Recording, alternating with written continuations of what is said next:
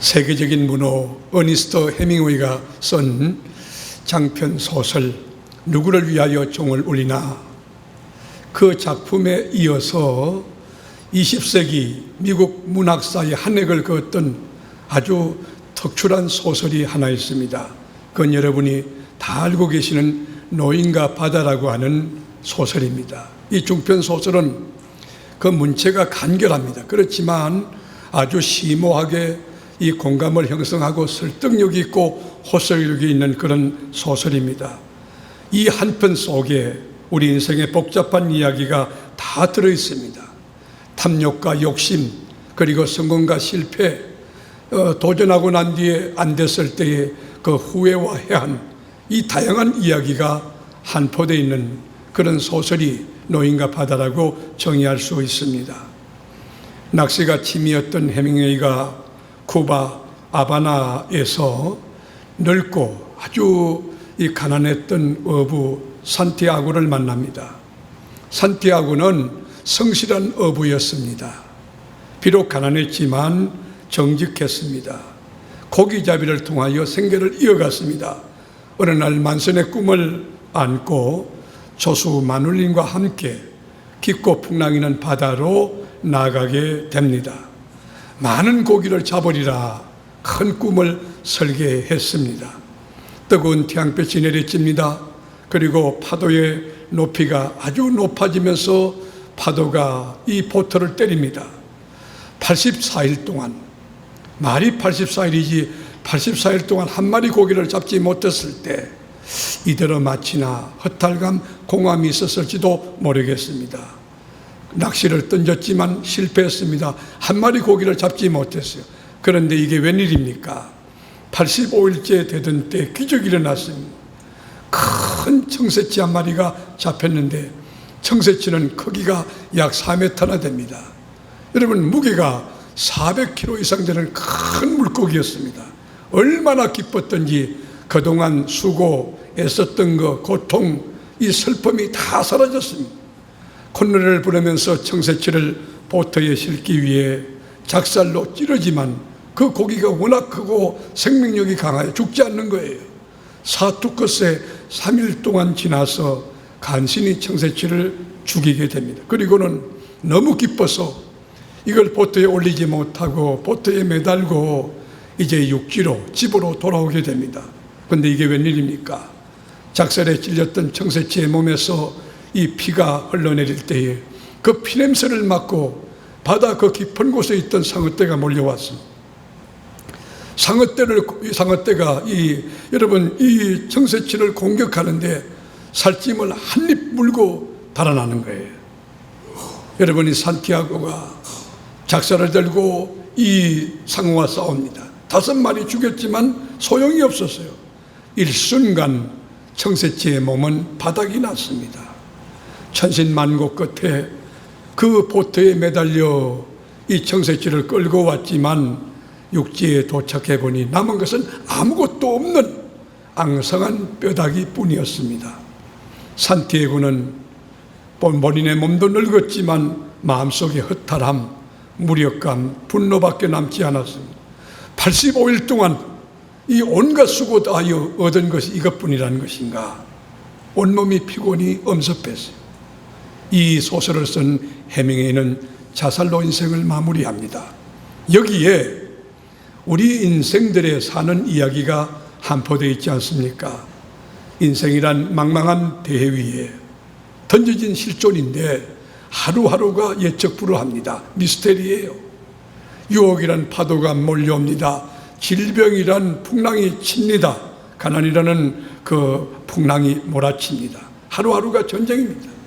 그러면서 공부하고, 그러면서 자녀를 키우고, 그러면서 직장 생활하고, 그러면서 집을 사고 인생을 사는데, 그렇게 살다 보면 자기도 모르게 60이 되고 70이 됩니다. 인생의 봄날은 갑니다. 인생의 차디찬 겨울이 다가옵니다. 좀 살았다, 살만하다 생각하면 병원에서 오라고 하는데 가보면 고개를 갸우뚱합니다. 의학적으로 불가능하다는 것입니다. 남편이 죽습니다. 아내가 병듭니다. 살기는 살아있지만 이 먹는 것도 제대로 먹지 못하고 그리고 보는 것도 잘 보이지 않고 침침합니다. 귀도 잘 들리지 않습니다. 소위 표현이 적절치 못하지만 살아있는 송장이 되는 것입니다. 이것이 인생입니다. 그러므로 여러분께 묻습니다. 만물의 영장인 우리 인간이 딱 단회적인 짧은 순례 인생을 사는데 우리가 추구해야 될 최고의 가치는 무엇입니까? 우리가 붙잡아야 될 이상은 무엇입니까? 무엇이 우리 인생의 본질이고 가장 중요한 핵심이냐 하는 질문입니다. 어떻게 살아야 잘 사는 것이고 어떻게 살아야 바르게 사는 것이고 어떻게 살아야 성경적 인생이 되는 것입니까? 성공의 기준은 무엇입니까? 성공이 도대체 무엇입니까? 행복의 기준이 뭡니까? 행복은 도대체 무엇입니까? 빌 게이츠, 록펠러처럼 돈 많이 벌고 유명하면 그것이 성공입니까? 그것이 행복입니까? 여러분은 누굽니까? 나는 누굽니까? 어디서 와서 무엇을 하며 또 어디로 가는 실존이며 죽음 그 너머는 무엇이 있다고 하는 것입니까? 인생의 목적이 뭡니까? 인생의 방향이 도대체 어떻게 되어야 바른 방향으로 설정하는 것입니까? 무엇이 잘 사는 것입니까? 무엇이 바로 사는 것입니까? 무엇이 영원한 가치고 우리가 추구해야 될 목표고 붙잡아야 될 여러분 지혜롭고 복된 핵심 이 본질이냐 하는 질문입니다. 오늘 본문을 읽어보면 스포트라이트를 받고 있는 주인공이 우리들에게 인생이 무엇인지, 인생을 어떻게 살아야 되는지, 어떻게 사는 것이 참된 인생인지 그 지혜, 우리에게 통찰력을 던져주는 오늘 본문의 메시지가 있습니다. 우리 인류가 고민하는 그 문제에 다양한 복잡한 그 질문에 여기 해답이 제시되고 있습니다. 우리는 이 본문의 주인공을 야곱이라고 부릅니다. 야곱의 인생은 목표 지향적 인생을 살았습니다. 그는 두뇌도 명석했지만 이 치밀한 전략도 있었습니다. 도전 정신도 있었지만 실천력도 있고 끈질긴 의지 또 그리고 인내도 있었습니다. 오죽하면 하나님과 겨루어 이겼다고 하는 이스라엘이라고 하는 이름을 얻었겠습니까? 그 가문도 명문 가문에서 태어났습니다. 할아버지가 그 유명한 믿음의 조상 아브라함입니다. 그리고 아버지가 여러분 그 모리아 산정에 바치라고 하나님이 명령했을 때 자기 목숨을 모리아 산정에 내놓고 아버지 아브라함에게 순종했던 이삭입니다. 그 이삭과 리브가 사이에 60살이 됐던 그 리브가가 아기를 낳는데 쌍둥이를 낳았습니다. 그 막내 아들이 바로 오늘 본문의 주인공 야곱입니다. 야곱은 진돗개와 같습니다. 뜻을 정하면 목표를 포기하지 않습니다. 목표 달성 위해 수사한 방법을 가리지 않았습니다. 하나님도 없었습니다. 윤리와 도덕도 없었고 양심도 없었습니다. 이런 야곱에게 어느 날 찬스가 다가왔어요. 아버지 이삭이 장남 에서를 불러놓고 아주 중요한 이야기를 하신 겁니다. 얘야, 네가 우리 교회, 우리 가정의 장남이다. 아버지가 나이가 많아 곧 죽을 것 같다. 그러니 네가 사냥을 해서 별미를 가져오면 내가 그 음식을 먹고 힘을 내서 장자인 너에게 마음껏 복을 빌려고 한다. 여러분 이 천기를 누가 들었느냐? 어머니 리브가가 들은 거예요. 이 리브가가 아버지 식성을 너무 잘하는 거로 야곱을 불러서 말합니다. 야곱아, 너는 염소 목장에 가서 제일 염소 좋은 것을 하나 골라오너라. 엄마가 맛있게 요리해서 너에게 줄 테니 이걸 아버지께 갖다 드리고 아버지가 음식을 맛있게 잡수거든 네가 아버지 축복 기도를 받고 오너라. 아버지는 너희 음성과 너희 형의 음성을 구별할 줄 안단다. 그러므로 네가 목소리를 남자답게 씩씩하게 아버지 저 축복해 주세요 그렇게 이야기하거라. 예, 알겠습니다. 엄마와 아들이 합동작전을 펴서 연세 높은 아버지 이삭을 속이고 여러분 눈에 둔 아버지를 속이고 형제를 속이고 축복을 가로챈 것입니다. 여기에 잠깐 머물며 여러분과 함께 깊이 생각해 보고자 합니다. 열정과 비전 메이커였던 야곱의 결정적인 실수가 뭡니까? 야곱이 무엇을 잘못한 것입니까?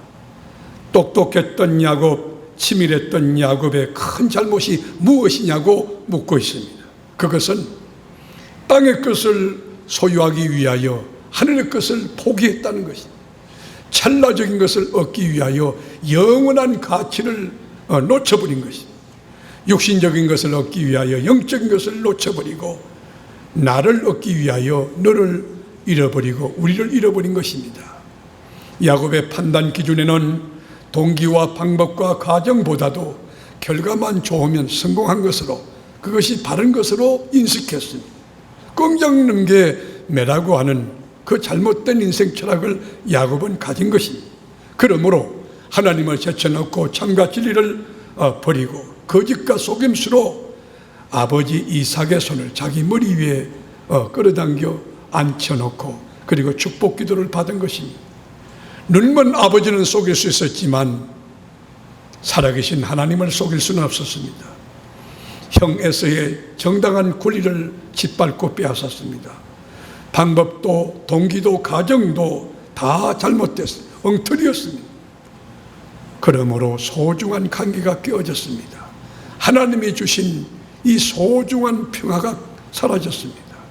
형제 우애가 사라졌습니다. 한편 사냥 갔다 돌아온 형 에서가 자기 동생 야곱이 자기의 축복을 가로챈 것을 알고 머리끝까지 화가 났습니다. 동생을 죽이려 했습니다. 눈치가 백단이었던 야곱이 이 상황을 알고 36회 주랭랑을 치는데 어디로 갔느냐? 외삼촌 라반 집으로 도망을 쳤습니다. 그런데 그곳에서 원수는 외나무들에서 만난다고 그곳에서 역사의 대사기꾼 라반 외삼촌을 만나게 됩니다. 외삼촌은 속이는데 능수능란했습니다. 품삯을 준다 했다가 안 주는 거, 6년 동안 자기 조카를 10번이나 속입니다. 여러분, 그리고 라헬을 준다, 라헬을 사랑해서 7년 동안 봉사했는데 눈을 뜨고 보니까 여러분 눈이 안 좋은 레아를 갖다가 자기 아내로 준 것입니다.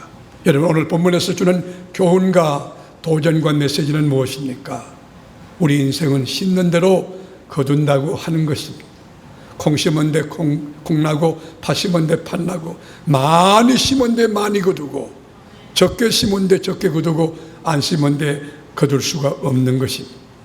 오늘 풍우나 야곱은 형에서와 아버지를 속였지만 외삼촌 라반에게서 무려 6년 동안 10번이나 속임을 당했습니다. 라헬을 얻기 위해서 속고 또 속고 14년 동안 머슴살이 했습니다. 뛰는 놈 위에 나는 놈이 있다고 이 사기꾼 속이는 데 능수했던 야곱은 정말 제대로 주인을 만난 것입니다. 외삼촌 라반을 만난 것입니다.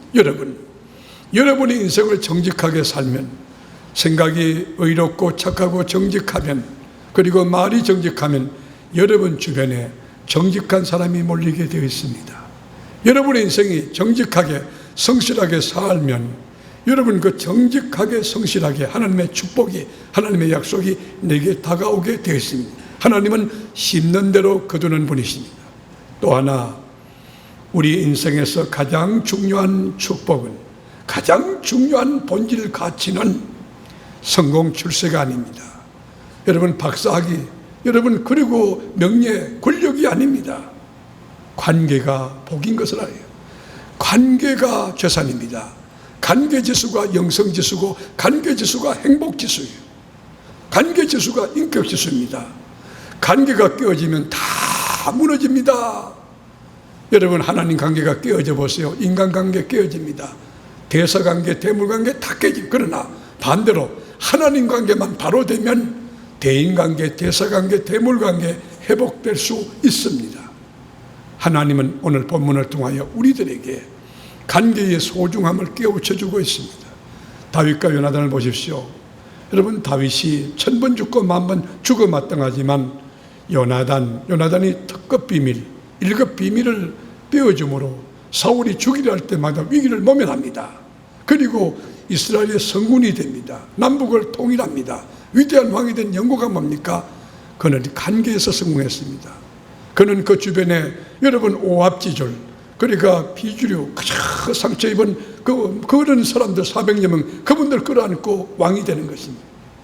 여러분, 모세가 이스라엘 민족을 이끌고 출애굽하여 광야에서 목회할 때 여러분 200만이 넘는 그 민족 공동체를 어떻게 섬겼습니까? 그의 지도력은 관계에서 나왔어요. 여러분, 아론과 훌 같은 위대한 지도자, 여호수아 같이 목숨 내놓고 40년 동안 담임 목사인 모세를 적극적으로 받쳐주고 지지하고 응원하고 신뢰하고 그리고 존경했던 여호수아 같은 그런 관계, 천부장, 백부장, 50부장, 10부장 이 리더들이 여러분 그 스몰 그룹의 리더들이 받쳐줬던 그 관계 때문에 성공한 것입니다. 우리 신약 성경의 2분의 1 이상을 저작했던 사도 바울, 영계의 거성이 되고 가는 곳마다 많은 교회를 세우고 귀신을 축사하고 수많은 영혼을 구원했던 영적인 목회에 성공한 이유가 뭡니까? 여러분, 바울은 관계에서 성공한 사람입니다. 바울은 그 아들 디모데가 있습니다. 그뿐입니까? 아굴라 프리스길라 같은 사람은 목이라도 내놓고 이렇게 바울의 목회를 도왔던 것입니다. 여러분, 관계는 재산입니다. 관계가 깨어지면 다 깨어집니다. 관계가 무너지면 다 무너집니다. 관계 잃으면 다 잃는 것입니다. 오늘 본문의 주인공 야곱도 보세요. 관계를 깨뜨리고 돈 많이 벌어서 양떼도 소떼도 셋째나 이루고 여러분 그의 아내도 많고 자식들도 많았지만 약복강 나루터에서 형에서가 죽이려고 400명의 군사를 끌고 올 때 그 모아놨던 재산, 그 모아놨던 그 명예, 권력, 자녀들, 가족들 무슨 의미가 있겠습니까? 관계가 깨어지면 다 깨어지는 것입니다. 그러므로 여러분, 짧은 순례 인생 살 동안 관계를 중시하는, 관계의 폭과 깊이와 종량이 넓어지는 지혜로운 삶을 살아가는 세계롭게 교우들이 되기를 축원합니다. 여러분, 인생의 깊이만큼 관계가 넓어서 존경심이 그만큼 넓어져요. 스펙트럼이 넓어져요. 여러분을 신뢰하고 살아가는 사람들이 주변에 많아져야 하는 거예요. 27일 만에 아이템 하나를 개발하여 발표하는 세계적인 기업 삼성, 여러분 삼성도 보십시오. 창업주였던 고 이병철 회장님, 그분이 재산이 7천억 상속 유산을 남겨줄 재산이 있어요. 그것 때문에 이건희 씨하고 그 형님하고 싸웁니다. 법정 다툼 일으킵니다. 국민들의 여러분 눈살을 찌푸리게 합니다. 결국 이건희 씨가 이겼지만 형제들의 관계는 깨어졌습니다. 형제는 원수가 되었습니다. 그들에게 상처만 남았어요. 평생토록 안 보고 살았어요. 형이 여러분 중국으로 갔다가 우리 한국에서 죽지 못하고 거기서 세상 떠나고 말았습니다. 이건희 회장님도 지금 식물인간일 겁니다. 여러분께 묻습니다. 누가 이긴 겁니까? 뭘 이겼습니까? 뭘 얻었습니까? 그 조선 재산 7천억, 여러분 7천조, 그게 무슨 의미가 있다는 것입니까? 그분들이 세상을 떠날 때 그 재산이 그분들과 무슨 관계가 있을까요? 본질을 붙잡아야 됩니다. 관계가 재산입니다. 관계가 소중합니다. 왜 인생이 꼬이는지 아십니까? 관계가 꼬이니까 꼬이는 거예요. 왜 인생이 불행합니까? 관계가 불행한 거예요. 여러분, 왜 인생이 복잡합니까? 관계가 복잡하니까 인생이 복잡한 거예요.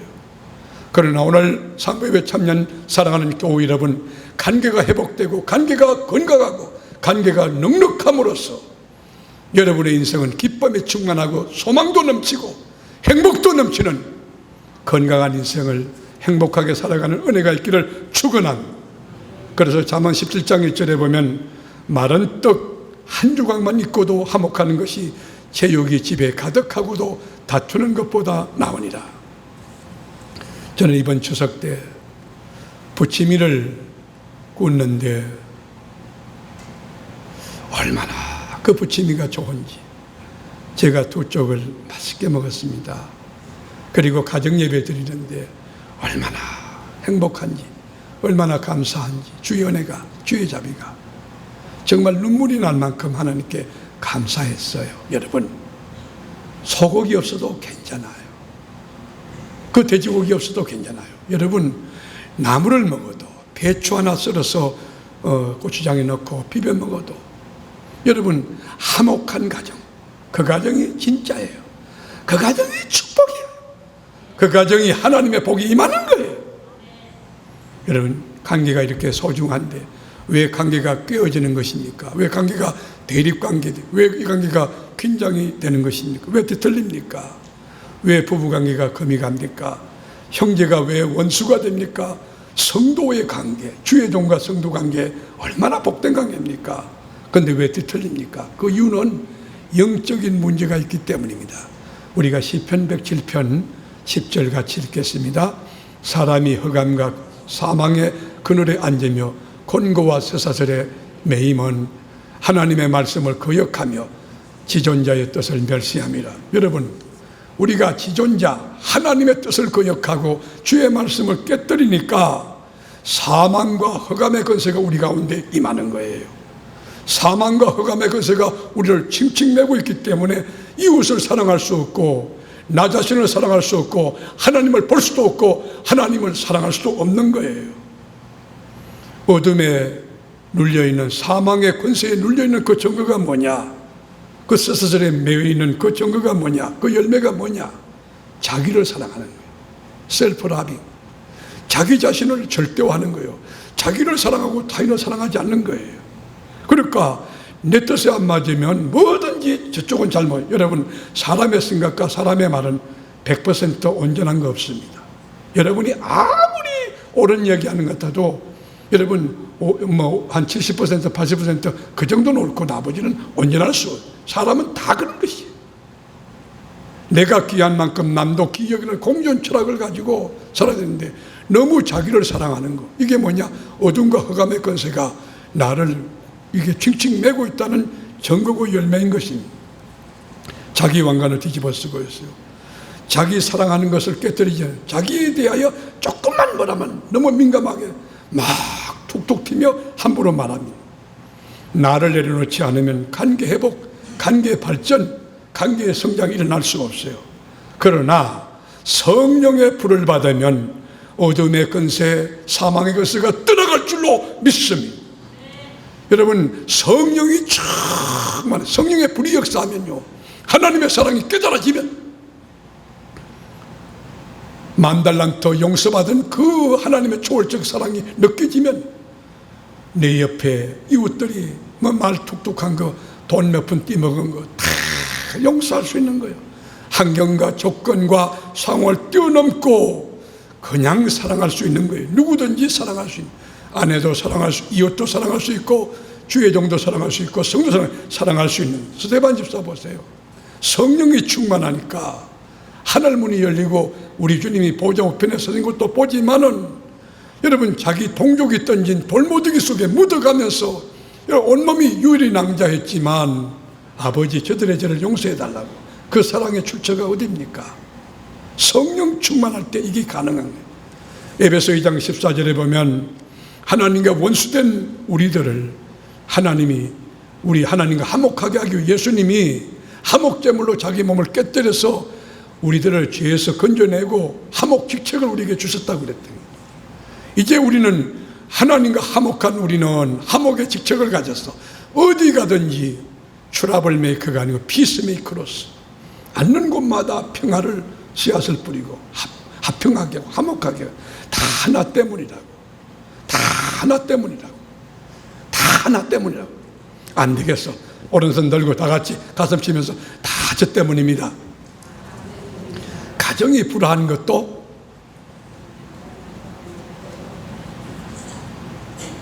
다시 한번, 가정이 불화한 것도, 자식놈들이 속썩이는 것도, 남편이 저 바깥으로 노는 것도 다 새벽 기도하는 여러분 때문이요. 여러분 때문에. 다른 사람은 남편이 어떻고 그러지. 여러분, 목사님들 내가 만나보면요, 한국의 대표적인 목사님들 뭐 제가 거의 다 만났죠. 근데 한국에서 주목받고 있는 영성이 바로되고 성서신학이 제대로 된 목사님들 만나보면요, 그분들이 영성이 살아있어요. 뭐든지 자기의 부족함을 인식할. 다 저 때문입니다. 그런데 막 이렇게 목회가 안 되고 힘든 목사님 만나보면 장로님이, 김 장로님이 어떻고 박 장로님이 어떻고 이 장로님이 어떻고 김관사가 어떻고 맨날 딴 사람이야. 여러분, 모든 문제는 목사에게 있는 거예요. 이 목사가 잘못하기 때문에 그런 거예요. 다 같이 다 저 때문입니다. 여러분, 오늘 우리 관계에 대해서 공부하는데 우리 옛날의 선조들 보면요, 정말 지혜로우신 것 같아요. 왜냐하면 다리미라고, 지금은 그렇지 않습니다. 옛날에 다리미는요, 앞에 둥그렇게 돼 있고 거기다 숯불을 갖다 놓고 그리 하거든요. 근데 한 집에 다리미가 2개 있으면 반드시 지혜로운 선조들은 하나를 치웠다는 거예요. 왜냐하면 다리미는 이 혼자 하는 것이 아니고 둘이 하는데, 한 사람은 이 강목, 천을 갖다 붙들고 있고, 한 사람은 다리미 갖다 위해서 이렇게 쥐지는 거예요. 손발이 맞아야 되는 거예요. 호흡이 맞아야 되는 거예요. 이 다리미질 하면서 대화하고, 다리미질 하면서 웃고, 다리미질 하면서 축복하고 사랑하는 것입니다. 여기 화목의 지혜가 있는 것입니다. 여러분, 똑같은 이슬을 먹어도요, 매미는 미루나무나 참나무에 올라가서 흰 구름 뭉게뭉게 비는 하늘에 노래 부릅니다. 냠냠, 새벽기도 해야 냠냠. 그런데요, 똑같은 이슬을 먹어도 독사는요, 사람을 물고 그리고 죽게 만들어요. 여러분, 똑같은 칼이라 할지라도 누구의 손에 붙들리면 중요해요. 의사의 손에 붙들리면 그 칼은 사람을 살리는 집도가 됩니다. 그러나 강도의 손에 달리면 사람을 해치게 됩니다. 마찬가지로 지금 이 시간 똑같은 하나님을 믿고 똑같은 세계롭게 똑같은 담임 목사 통해 똑같은 하나님 말씀을 듣지만, 어떤 분은 그 말씀이 아멘 되어지고 그 말씀이 영의 양식이 되고 삶의 좌표가 되고 능력과 근능이 되고 감격과 기쁨이 되는 사람이 있는가 하면, 어떤 사람은 어이씨 맨날 내보나만 보고 얘기야. 내가 여러분 한 사람을 두고 얘기한 적이 없어요. 목회는 제가 공인인데 전체를 두고 얘기하는, 전체를 두고 이 하나님 말씀을 신은 전달자로 제가 충실하려고 노력하기 때문에 개인적으로 그런 거 없어요. 오늘 은혜 되시기를 축원합니다. 하나님 만날 수 있기를 축복하고, 우리가 사는 21세기, 여러분 4차 산업혁명 시대는 어떤 시대입니까? 지금은요, 화목해야 할 때입니다. 부부간에 화목해야 할 때입니다. 부모와 자식 간에, 이웃 간에 화목할 때예요. 그리고 여러분 성도 간의 화목, 주의 종과 우리 권속들이 하나 되어야 합니다. 우리의 직책은 화목의 직책입니다. 어느 곳에 있든지 화목해야 돼요. 그래서 우리 주님이 마태복음 5장 7절에 말씀하시기를, 화평케 하는 자는 복이 있나니 그들이 하나님의 아들이라 일컬음을 받을 것이며. 여러분, 이걸 반대로 뒤집으면 불합게 하는, 가는데 막 긴장하게 하고 피곤하게 하고 대립하게 만들면 그건 마귀의 자식이라, 그런 거예요. 우리 사랑하는 교우들, 어느 곳에 있든지 목장으로 모이든지 둘이 세 명이 모이든지 화목하게 하는 그 직책을 감당함으로 화평케 하는 여러분을 통하여 진실로 하나님의 아들이라고 칭함받는 복된 역사가 있기를 축복합니다. 어디를 가든지 화목을 도모해야 됩니다. 화목을. 여러분, 화목해 해도 못할 세상, 한 번 주어진 이 생에 우리가 어디 가든지 저 사람은 피스메이커다, 정말 꼭 필요한 덕을 일으키고 유익을 주는 정말 인격이 제대로 된 그런 분이다, 그런 평가, 예수 향기 진동해야 되지 않겠습니까? 모쪼록 우리 남은 생에 하나님이 주신 관계 소중히 여기고 관계 발전을 위하여 화목의 직책을 제대로 감당하여 여러분 남은 생에 복되게 되시기를 축복합니다. 여러분 때문에 이웃이 복되고, 그리고 우리 사회가 복되고, 우리 내조국 대한민국이 복되고, 인류 공동체가 하나 되는 화목의 역사가 이제로부터 주님 오시는 날까지 온전해지고, 그리고 충만한 역사가 이루어지기를 주님의 이름으로 축원합니다.